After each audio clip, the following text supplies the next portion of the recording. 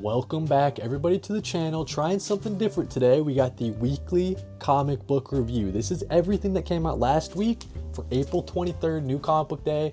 Ranked from like if I would recommend picking it up or maybe waiting for a trade, stuff like that. So let's start off with in the very tail end, maybe I can give some more thoughts on my top 5, but we're gonna try to run through this pretty quickly, dude. So let's start off with the least recommended thing last week. It's got to be Hush 2. Very okay, very mediocre in my opinion Batman story. It seems like it's kind of disregarding everything that was happening in like Chip Zdarsky's Batman run. This should have just been a mini, dude, or a maxi, like whatever they wanted to do. But anyways, dude, Batman Hush 2, it's chugging right along. Next up, we got Spectrum number 5. So it's not that I don't recommend Spectrum. I want to make that very clear. I'm a big fan of Dave Chisholm's artwork in here. And the story is pretty solid too. I would say that it's not a good time to pick up, like it's on issue 5, right? Maybe trade weight this from Mad Cave Studios, but I do recommend it if you're into music, if you're into kind of like what it means to be an artist and what it means to like create and put something out into the world and all that stuff. It's pretty deep. It's probably gonna benefit from like many read-throughs, you know what I'm saying? It's one of those series, but yeah, Spectrum number 5, excellent stuff from Dave Chisholm. It's just not a series I would recommend at issue number 5. I think it's about to end with issue number 6. Next up, dude, we got The Mummy. So this is Universal Monsters, The Mummy, issue number 2. I would say overall maybe a step down from issue number 1. I thought issue number 1 kind of set up the story really well.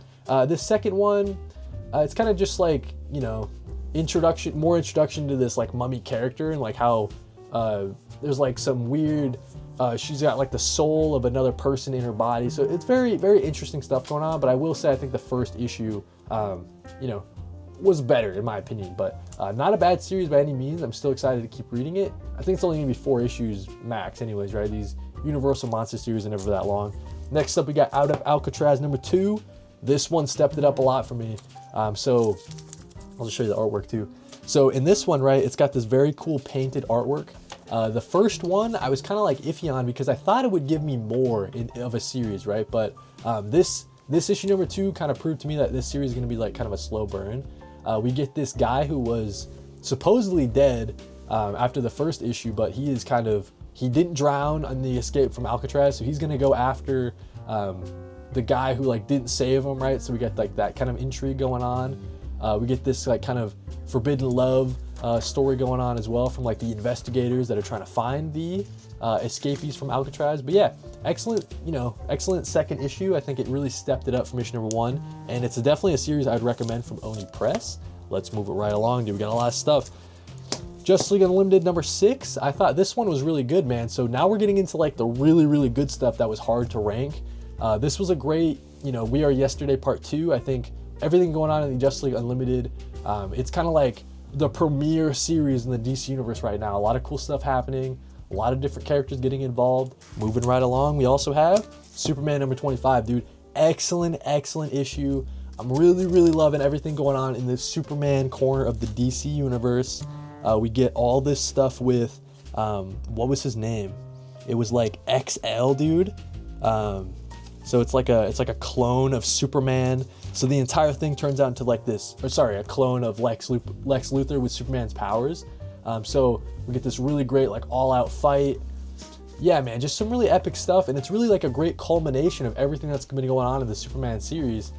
I recommend this Superman series, dude. It's a really, really fun one. It's my first ever Superman title that I've been pulling, and I've just been loving it, man. So Superman number 25, definitely recommend that Superman series. G.I. Joe number 6. So this was fun, man. This was like the big battle between Duke and Cobra Commander. Kind of set. This is like, after all these mini-series, after like all the kind of build-up, we finally get the face-off that we've all been wanting. Just excellent stuff from Tom Riley and Jordi Belair. Loving this art style. It's a pretty long fight. They're going back and forth a lot. And then it kind of turns out that like, kind of like a stalemate. Like, all right, this is our first meeting. Like, we'll be seeing each other, I'm sure. So, loving this G.I. Joe series. I think for me, this might be the last one I'm picking up in single issues. Might be switching to trades on this series, but that's only because I get it free with my library. But this is just an excellent series. I definitely recommend it. Next up, we got Bug Wars number 3. Excellent series. Loving it more and more every single issue. We get some behind the scenes like background on the amulet and his dad's kind of relationship with all these bugs that are in his yard. It seems like, you know, all these bugs are huge fans of his dad. They think his dad was like legendary, riding into battle and stuff like that. So this Slade character is just learning like more and more about his dad, kind of like his mysterious, you know, goings on with the bugs. And we find out like the ants, it seems like the ants are the bad guys and the beetles are the good guys. That's kind of what it seems like so far. But yeah, man, interesting if we'll get like an all-out kind of war type of thing. Bug Wars number 3. Next up, dude, almost in the top 5. This is number 6. We got the Power Fantasy number 8. So just excellent stuff from Kieran Gillen and Casper Wingard.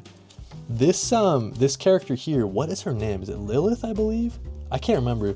But just some really epic stuff. A look at the second summer of love, kind of like what was going on in everybody's head like as that was happening. This focused, really focused on this Lilith character. I believe that's her name. And yeah, just some excellent stuff. Like, look at this, dude. Excellent stuff, man. So I don't know, dude. Power Fantasy is like my favorite series coming out of Image Comics right now. Just every like revelation that Kieran Gillen brings us, man. And then on top of that, just Casper Wingard's just excellent artwork, dude. I cannot recommend that series enough. But now, guys, we're in the top 5. The top 5. Number 5, dude, we're going with Green Arrow. Is that a hot take, dude? I don't know. But this Freshwater Killer arc is ending super well. I think there's one more technically, but I'm just like blown away by you know, Chris Condon and Lucas and Montos. Just an excellent creative team. We get some really fun uses of Green Arrow's powers, as he's not powers, but like his utility, all the different arrows that he has, the trick arrows. Really great action between Green Arrow and the rest of the Freshwater Killers. Yeah, man, I don't know, just like a really fun Green Arrow series, a fun like down to basics detective mystery type of thing. I just think it really solid arc, and I just really love what's going on with this Green Arrow series, man. Definitely recommend that. One of the highlights for DC All In, one of the most underrated from DC as well, for sure. Into the Unbeing issue number 3. This series is disgusting, dude. Some of the most sick, grossed out artwork. You have like a dog who's like becoming mutated, and he has thoughts now, and he's growing a thumb. Now he can pick shit up and stuff. It's like, it's crazy, dude. You get this like monster who's convincing this girl to dig a hole into her head, like carve a hole in your head. It's crazy, man. This series is just unbelievable, man. Some of the artwork from Hayden Sherman, just some really disgusting creature design, like goopy bodies everywhere, and everything's like throbbing, and it's crazy, man. Into the Unbeing is one of the most insane series. I recommend it. You got to read Into the Being part 1 first before you start part 2, but it's all about these people who explore this cave, and it gets more and more creepy and out there as they go, and they go crazy and all that good stuff. Number 3, though, we're going Absolute Wonder Woman. Number 7, excellent issue. I mean, just look at this artwork from Mattea de Luis. Behind the scenes look at this lesson that Diana was trying to learn, because she knew that one day she would be fighting to free her mom. And it's like, how are you going to solve the solution? But yeah, just look at this excellent artwork, man. I really love Mattea's like facial, like the way he draws faces. I just think it's really beautiful stuff. And then yeah, she, you know, excellent end to the issue. We'll have to see how it plays out. But I want to talk about this at the very end, dude. We get some mini little Diana, little mini one-pagers, dude. So that's really fun too. So I just think you're getting a lot of great comic books for the price of this Absolute Wonder Woman. It's one of the most standout series for sure. Let's talk about number 2 of the week. We're going Assorted Crisis Events, dude. One of the most insane comic book reading experiences that I've ever had. Dennis Camp is just a crazy person, man. So as you're reading this, you start realizing that so every single page is like its own like mini story or whatever. Like all these different points of this in this guy's life, as his family is like, you know, crossing the border into America, like trying to find a better life for themselves. But he's doing this really crazy thing where it's like mirrored and like, are you washed in the blood? And then you got like a bloody cow. It's like mirrored page to page. It was just a crazy, crazy reading experience, man. So, excellent artwork from Eric Zawadzki too. Make you a vegan. You know, this issue really bloody. And yeah, I don't even know what to say about it. Just like the craziest reading experience I've had recently. But number one of the week, we're going with Absolute Martian Manhunter. I'm just loving it, dude. People around him, and he can kind of reach into their memories, and you see all these people's memories are kind of leaking out of their bodies. But just like the visual way that Dennis Camp and Javier Rodriguez are telling this story, it's just crazy, man. So, yeah, I don't know really, like this scene in particular, right? This is like one of the craziest, because we learn about this guy. We learn like about his life, how he used to play baseball with his dad. He's like scared of UFOs and stuff like that. Like here's him hanging out with his dad. So it's just all this guy's life in like one panel. I don't know, man.